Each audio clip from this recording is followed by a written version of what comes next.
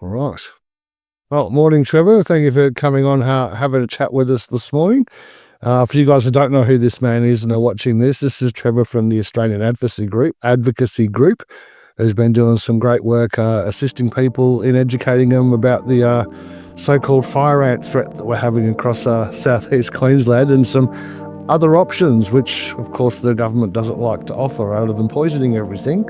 So we have a bit of a chat with Trevor about some of what the Australian Advocacy Group does. And Trevor, can you start with just letting us know why and how did you form the Australian Advocacy Group? Thanks, Zev, and thanks for having us and having this conversation. So, the Australian Advocacy Group was formed as part of a campaign that we're currently running against the National Fire Ant Eradication Program. We're calling it a scam, but I think the government calls it a scheme. That should tell it very well. But basically, I got a small mental health counselling and mental health business. I'm an accredited counsellor and mental health practitioner, and I do private business in that field. So I have a small acreage farm. I have a couple of cows, a couple of horses that we utilise for these mental health programs where you spend time with the cattle and this and that and de-chill and all that sort of stuff. So I had negative effects directly from the program in association with 2 dead calves that I had, and that's quite a long story in itself. But repeated excessive exposure to these chemicals in my cows creates bioaccumulation, and it can impact susceptible animals to have fetus and embryo development problems, which is what occurred on my property. But hang on, you're not probably, I'm going to take a stab at a dark guess here, that you're not the only guy or family that has had detrimental effects as a result of this blanket poisoning on your livestock, your animals, flora and fauna on your property, and you're only one of many. Yeah, and that's one of the reasons why I started to get promoted, because I was having very limited success in discussing these issues with the program, like literally blanket ghosting me for months and not responding. And when they do respond, they respond with a non-response sort of thing and that sort of stuff. And the cookie cutter cut and paste response. That was, and one of the comments that I got regularly, "Oh, you are the only one that's having these problems." That's what they said repeatedly to me. So to manage that, I thought, well, I got up some gate signs to put on the fence, and I put my phone number and email on it, and then I started promoting these signs for sale. I sold thousands of them up and down that eradication zone, all the way from the Gold Coast up to the Sunshine Coast, with my phone number and email on it. And I was quite vulnerable, I suppose, with that, but I haven't really had any problems or any prank calls or any spam or anything. So I've been... Trevor, what you're doing, mate, is actually helping people, and it's far from criminal activity, as opposed to what we're having imposed on us, which sounds a bit hilarious to how criminal activity that is. But you're not a criminal for trying to help people, so I can't see it. And hats off to you for putting your name and your phone number and email out in the limelight for the first point of contact here. But at the end of the day, Trevor, we're not the criminals for asking questions. Yeah. And that's what I wanted to make sure, and wanted to get people talking about issues, because people, they feel isolated, and they try and isolate individual people, and their bully tactics or their tactics involve isolation rather than having a community approach to these issues. So that's what I was trying to raise with the signs, and then I was starting to get some community members across different elements. And then when I seen the scale of the problem and the sheer number of people having problems with this program, that's when I decided that, okay, I've got to set up a specific, because I believe in commercial business and the fact that the LNP values relate around entrepreneurship and less government and more private business. That's what their values are, and that's the values of the Department of Primary Industry. So theoretically, they should be supporting commercial interests and commercial opportunities to resolve these problems, because commercialisation of things creates the most cost-effective, fit-for-purpose, ease of implementation schemes for the public. Because if if it doesn't, then the commercial business goes broke. So they keep trying to sharpen the pencil right through where these political guys get paid regardless of whether they're getting positive outcomes or not. You know what I mean? So You're not suggesting, Trevor, that our government by any chance would do things just for the money and not for what? Surely our government would never engage in such activities, mate. Yeah. Well, I'm finding it hard to justify what they're doing in the fire ant eradication program. I have thought maybe a little bit of ego, because eradication is impossible. Many experts have said that. So I feel maybe there's a bit of ego there. So no, if I can eradicate fire ants, I'll be a legend and go down in flames as the best, whatever it is, poisoner in the world. I got rid of fire ants. But this, to a lot of us, Trevor, is very familiar with our COVID days, where we're told that certain procedures and practices are safe and effective, and it's the people's best interest to just allow these blanket orders to occur. Yet the detriment, the risk, the risk of harm to flora, fauna, our soil conditions, the insects, the food chain, all of this, a lot of this hasn't been considered, much like during COVID, the effects of everything that people were mandated to put into their bodies was not investigated properly either. And people from the biosecurity division are rocking up on people's properties and using the word safe and effective for the fire ant poison. And as we were saying before we jumped on for the call, Trevor, the word safe and effective coming from government nowadays really has little to no meaning or backing after what we've witnessed through COVID with the jabs and all the other nonsense that's gone on.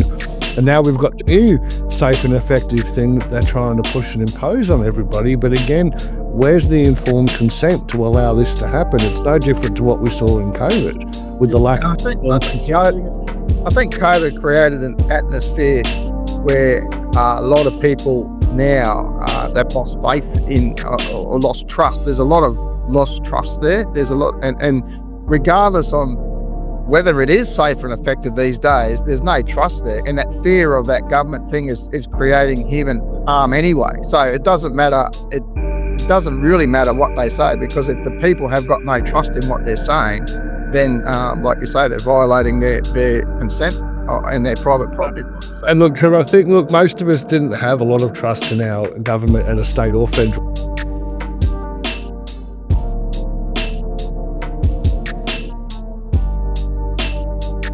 Destroyed the trust that many people who may have once trusted the government may have once had no longer do, over the way that we the people were treated. Now we're seeing a similar tactic rolled out for the eradication of fire ants. But you've done a lot more research than I have on this field, Trevor. I wanted to ask about, I've looked through some of the biosecurity guidelines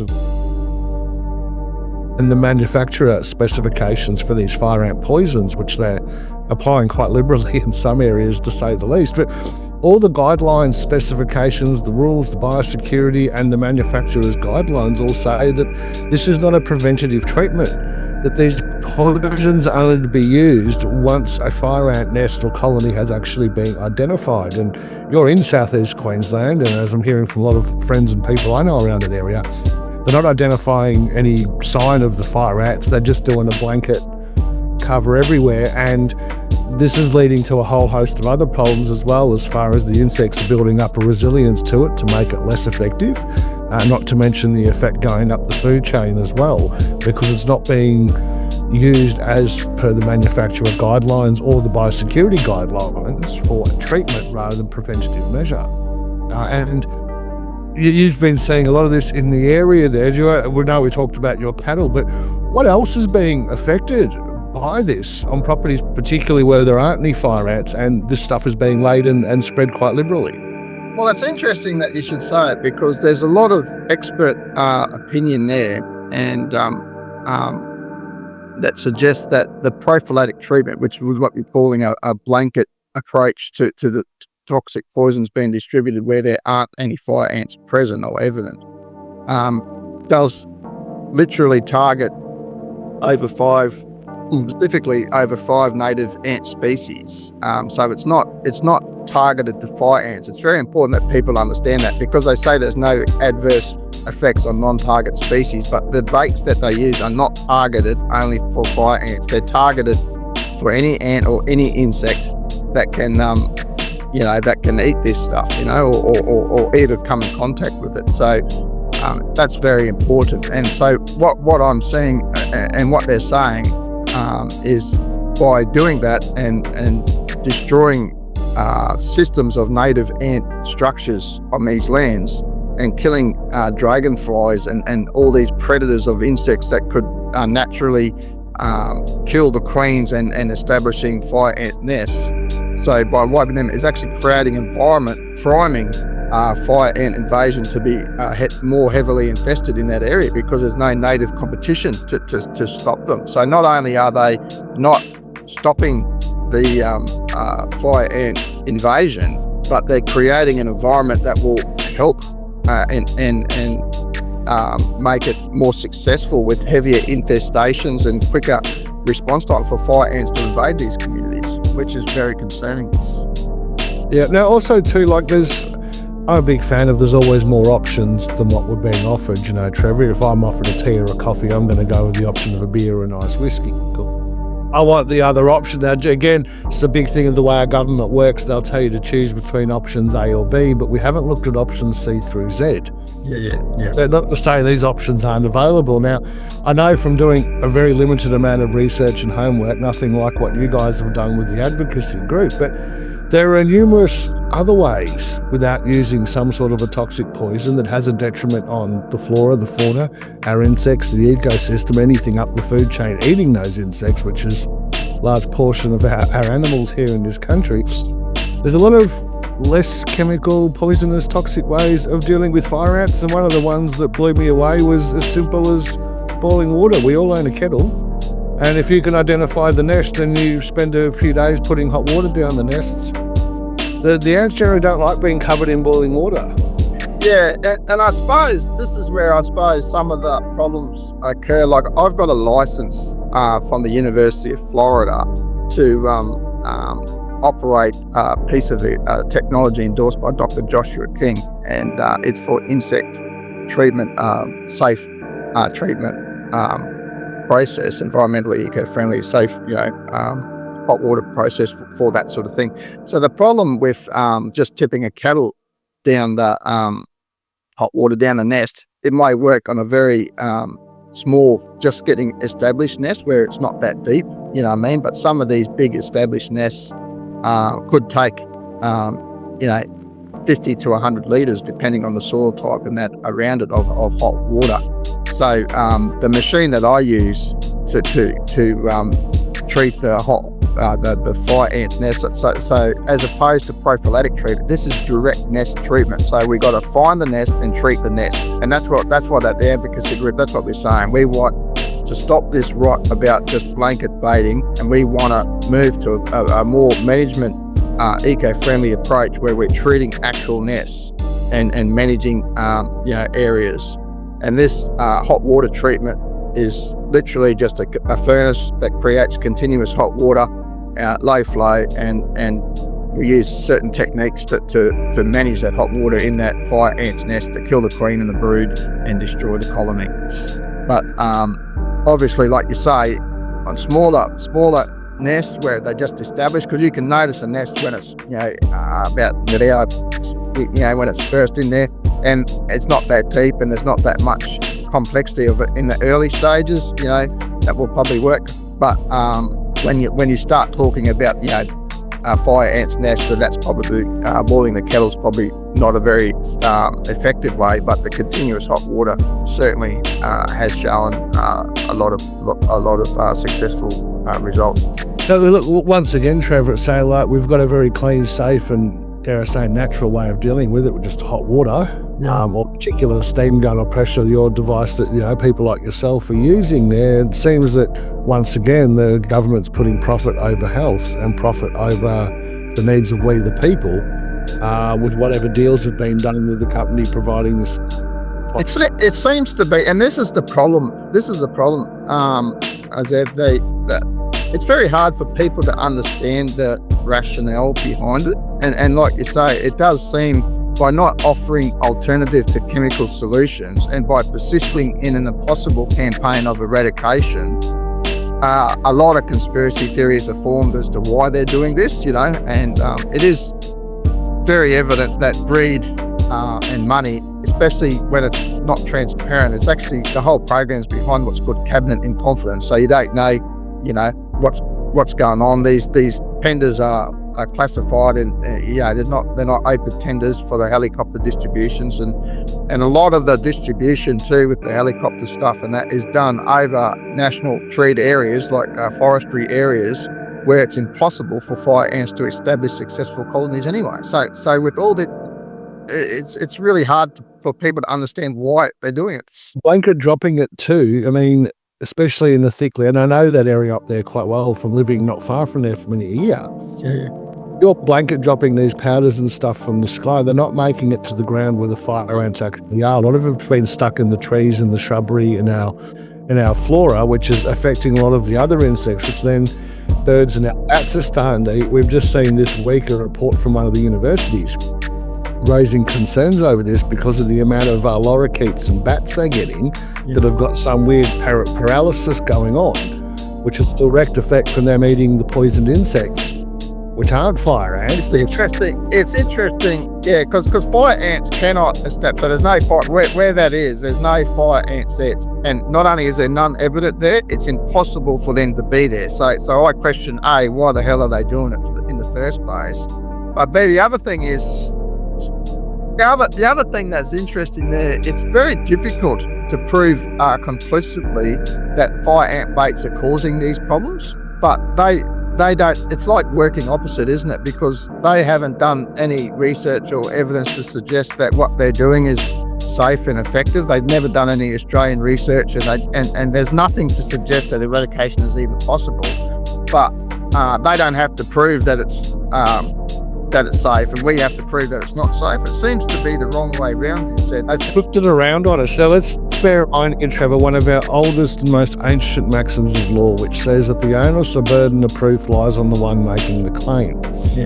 This is one of the big traps a lot of people fall into. They go, it's not safe. You've made the claim. Now the onus or burden of proof is on you, as opposed to asking them the question, can you prove it's safe and effective? Can you show me the data relied upon for that statement and the evidence you have to support your claim? And they go, no, if you're saying it's not safe, then you prove it to us. How can we, when you won't disclose any of the information about the program or some of the ingredients and stuff that are being used, and you won't provide any data on the long-term effects? It's all being redacted and classified and held under commercial confidentiality agreements, and then we're asked to provide the proof without having access to any of the information.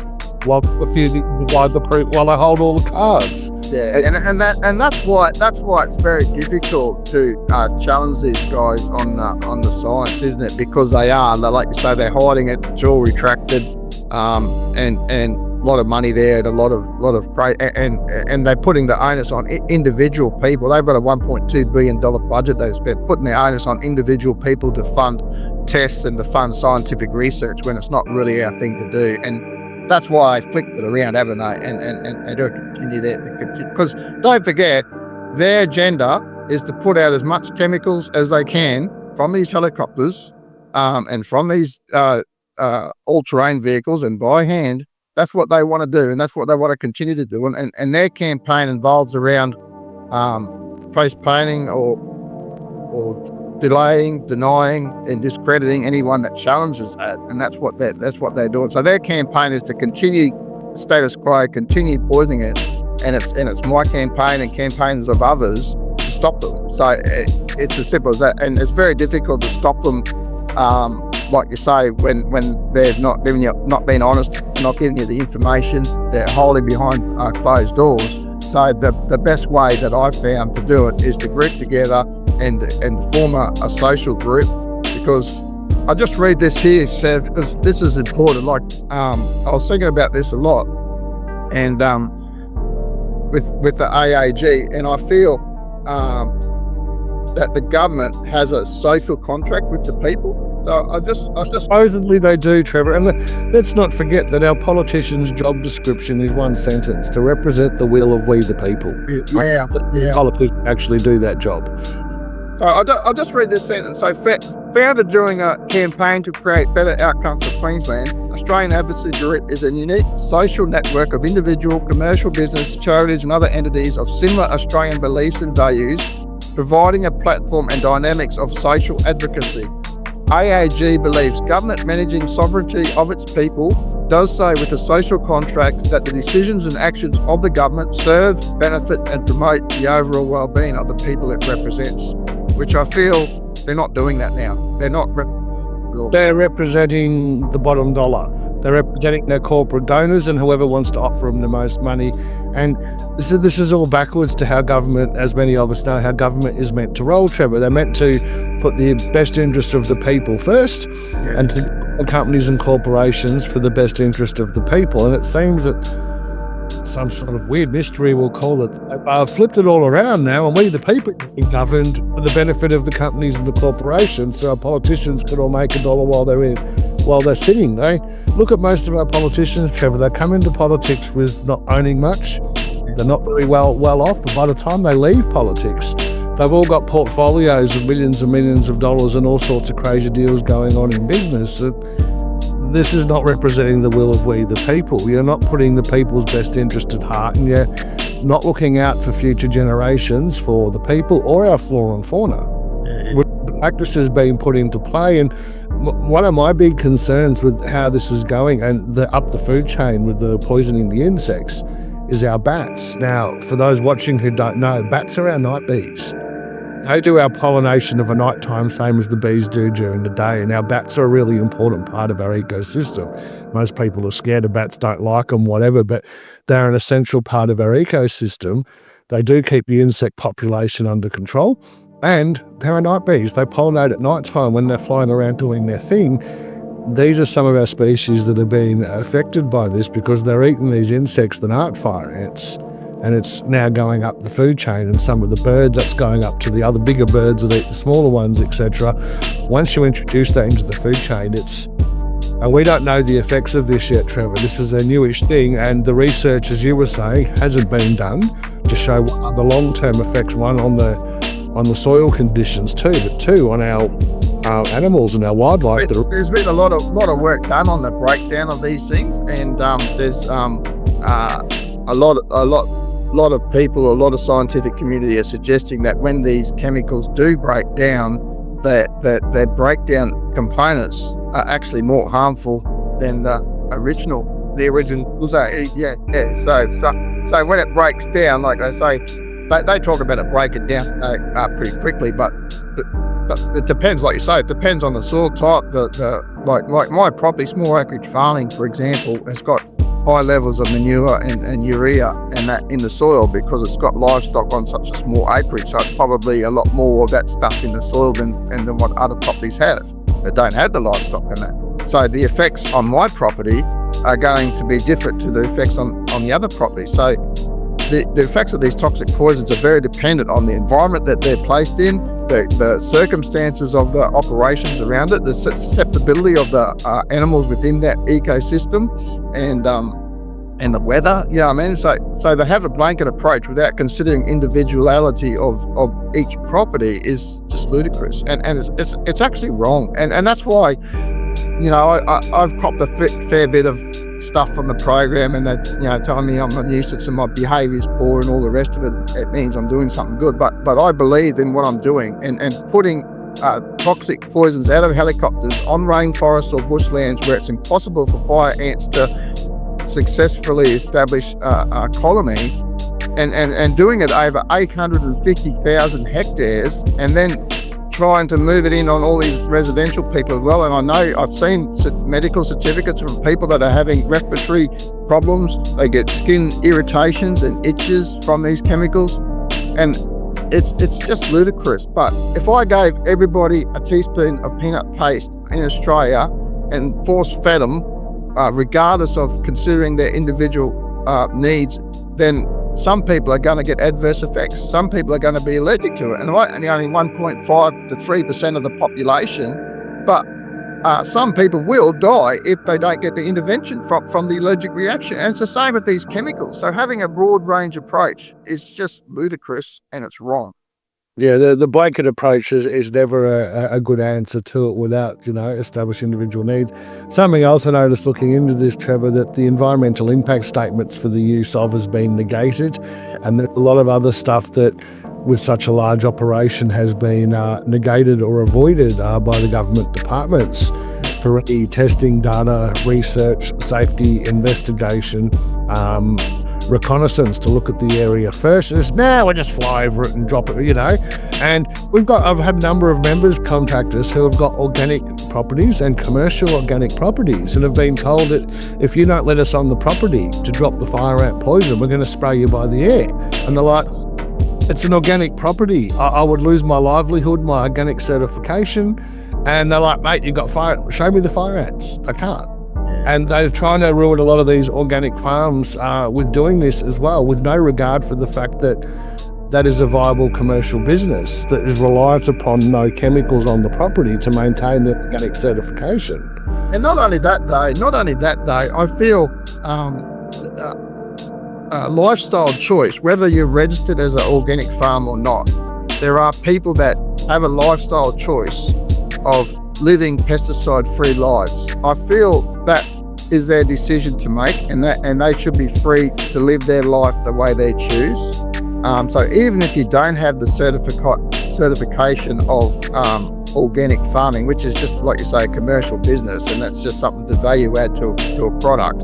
But people that have a value of living a pesticide-free life should be able to say, no, I don't want the chemical, especially where there are no fire ants evidence. And that's what really annoys. Like, I've had 70-year-old men ring me up crying with an organic farm of about 100 acres or whatever. Registered for 30 years, they've been paying that registration on that property and not being able to stop them from aerial baiting on their property against their consent. It's just heartbreaking, and it does cause harm. So not only is the chemicals causing harm, but their actions and their behaviour, like you say, not respecting individual choices, breaching people's private property rights, and that sort of stuff. And also, the sheer bulliness and the hopelessness of the situation that people feel by not empowering them with choice is causing harm as well. Yeah, I think too, Trevor, look, we've outlined a lot of what the issues and problems people are experiencing, but ways of getting celebrity and resolving this is, guys, not to deal with it on your own. There is a very large supportive community who are opposed to this if you're in southeast Queensland. Yeah. Where these guys are coming, we'll put out the links for the chat here, Trevor, how do we get in touch with yourself and with Warrior Law. We've got a trespass notice we've had a lot of success with, that keeps people at bay. Yeah. If you can send us your notice with your details on it for further inquiries, and we can send that out with this chat for everybody so that there's some sort of a go-to. And look, band together, guys. The oldest play in the book is called Divide and Conquer. And that's what they're doing, as you were saying, Trevor. They're dividing the community, isolating people, and turning up with groups of 6 or 7 blokes and intimidating people who are home by themselves with all sorts of BS threats and bluffs, which have legal or lawful standing. And again, where is our informed consent? There's a doctrine at law also called the precautionary principle, where if there's a risk of harm, we must take the necessary precautions. None of this is being applied in the circumstances. It's being forced and imposed upon many people and communities in the absence of informed consent or any sort of due lawful process that may actually honour our rights and our choices and rights for, again, bodily autonomy and what it is we do and don't want to be eating and breathing in. I don't want that shit in my food. Yeah, that's right. Yeah, and I think that the biggest fraud of it is, like you say there, to get away with our consent in this, that they declared it an emergency, a fire ant emergency. And there's been a campaign by the Invasive Species Council, and I've seen some propaganda videos that they put out where they're in hazcam suits, and this is the future of Queensland unless we eradicate fire ants, and we won't be able to go to parks, and they're going to eat our babies, and a lot of crazy innuendo stuff. And basically, the Invasive Species Council is a charity. It's supported by pro-pesticide groups, and they're lobbying governments for money to continue this program, which is well within their rights to do it. That's what they do. But it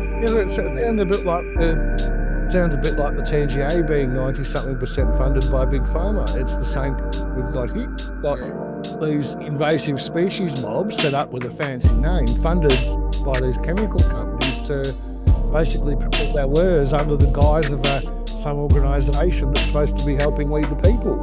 Yeah, and it's interesting. Yeah, it even gets more interesting. I might go into that, but that's what they want to do. They want to lobby the government to buy more chemicals. So, and there's no anti-chemical sort of campaigners out there to help.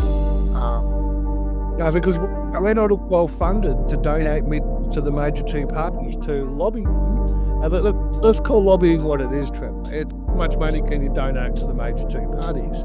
And he who donates the most gets what they like. Isn't the old saying that he who pays the piper calls the tune to play for that? And this is what we're witnessing. It's not just with the TGA and Big Pharma, it's with our poisoning and chemical manufacturing companies. It's across the board in many industries, sadly, in Australia, and this is something people need to learn. Now, before we run out of time, Phil, I want to ask you too, there are, aside from the hot water, some other natural ways of dealing with this. There was a phorid or a type of fly that would actually attack the nest that I was reading up on. There's a certain type of rumour, I've written it down, a Bavaria bassiana, as a way of dealing with it. So there are, again, as we said earlier, some other options that aren't being offered, but sadly there's no money in these options for the chemical companies to be able to beat this naturally, as to might have something to do with why they want to use the poison. Yeah, and that's the biggest thing, is trying to work out a better balance of all these approaches, whether it be organic bio solutions with different things or hot water, and maybe you do need a balance of chemicals directly injected into certain areas where it's necessary or whatever. But ultimately, direct nest treatment and also the ability to recognise there are other ways. It's just not a chemical approach that we can manage these things. But the biggest point is eradication is impossible. We need to learn to live with these animals like they have done in the United States and other areas for many years. They're not going to come and eat our babies, and they're not going to ruin our way of life. We've just got to learn to live with them, and eventually, after the invasion, a few years' time, nature will come back and our balance will be restored. But the balance we're restored with chemicals getting fostered everywhere, So, and as we all know, Trevor, nature always finds a way, because that's what nature does. Yeah, that's right. All right, well, thanks very much, Zev. Have you got any other questions or? No, look, just quick one. How do people get a hold of the Australian Advocacy Group? Have you got a website or something? Yeah, so it's www.aagbpilot.com. So guys, we're looking for more info. I'll have a chat with Trevor and get some of the info about this. Reach out. We'll put some links up with this when we put this down on our network as well, Trevor, so people can get in touch with you. Have a little bit more info. But as always, guys, do your homework and research and ask the questions. Don't make the claims. Let them make the claims. Put the proof on them, and to supply the unredacted, non-confidential material that we all want to see as to how that's able to occur with such heavy opposition. Yeah, it's crazy. Anyway, well, thanks very much for helping with the awareness spreading and good work. Spreading the message. Thanks very much.